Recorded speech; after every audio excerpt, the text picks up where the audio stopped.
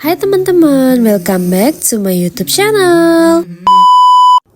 Kalau kalian sering traveling ke luar negeri atau baru pertama kali akan pulang ke Indonesia, pasti pernah dengar istilah deklarasi bea cukai. Masih banyak yang bingung barang apa saja yang harus dideklarasikan, berapa batas belanja yang bebas bea masuk, kalau bawa uang tunai banyak apakah harus lapor, dan bagaimana kalau beli HP baru di luar negeri. Nah, di video kali ini aku akan jelaskan secara lengkap barang apa saja yang perlu dideklarasikan saat tiba di Indonesia supaya proses di bandara lebih lancar dan kalian terhindar dari masalah dengan petugas bea cukai.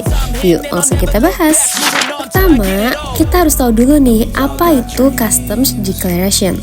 Nah, sebelum keluar dari area kedatangan internasional, setiap penumpang wajib mengisi Customs Declaration atau deklarasi bea cukai. Sekarang prosesnya sudah lebih mudah karena kita tuh bisa isi secara online mulai dari H-3 sebelum kedatangan.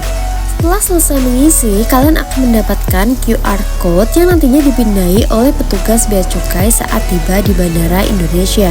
Nah, yang perlu kita tahu nih, mengisi deklarasi bukan berarti pasti bayar pajak. Deklarasi hanya digunakan untuk melaporkan barang yang kalian bawa agar petugas dapat menentukan apakah ada ketentuan yang harus dipenuhi. Nah, untuk barang bawaan yang kena bea masuk yaitu barang bawaan yang nilainya itu melebihi 500 US dollar.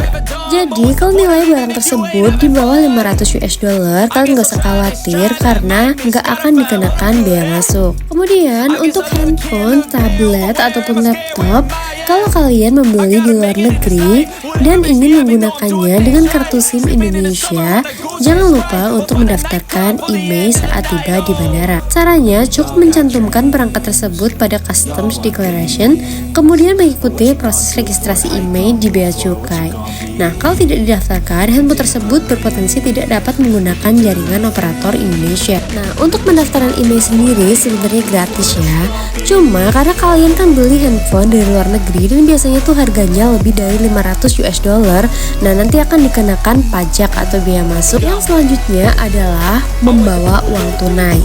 Nah, kalau kalian membawa uang tunai saat masuk ke Indonesia, ada juga batas yang harus diperhatikan.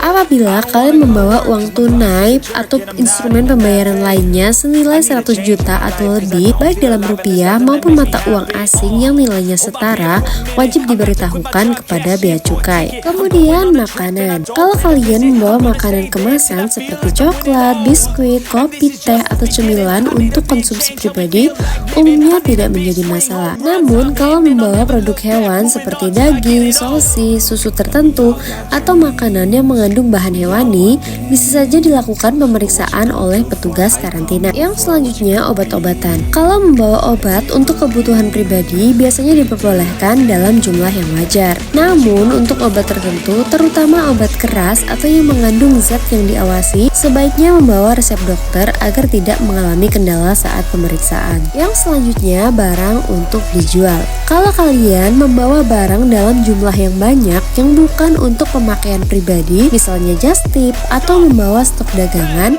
perlakuannya berbeda dengan barang bawaan pribadi. Barang tersebut bisa dikenakan ketentuan impor sesuai aturan yang berlaku. Selanjutnya, untuk barang yang dilarang. Ada juga beberapa barang yang dilarang atau dibatasi masuk Indonesia.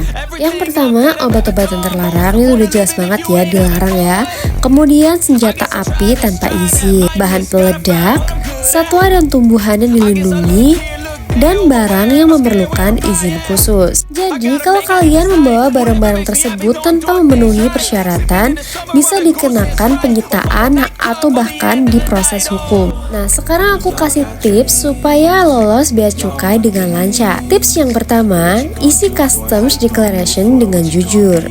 Tips yang kedua, simpan invoice atau struk belanja jika masih ada. Yang ketiga, jangan menerima titipan barang dari orang yang tidak dikenal. Ini bahaya banget. Nah, yang terakhir, kalau kalian masih ragu nih, apakah suatu barang perlu dideklarasikan atau enggak, lebih baik tanyakan langsung kepada petugas. Nah, jadi itulah barang yang perlu dideklarasikan saat tiba di Indonesia. Jangan lupa like, comment, and subscribe. Terima kasih sudah menonton video ini dan sampai bertemu di video aku selanjutnya. Bye-bye!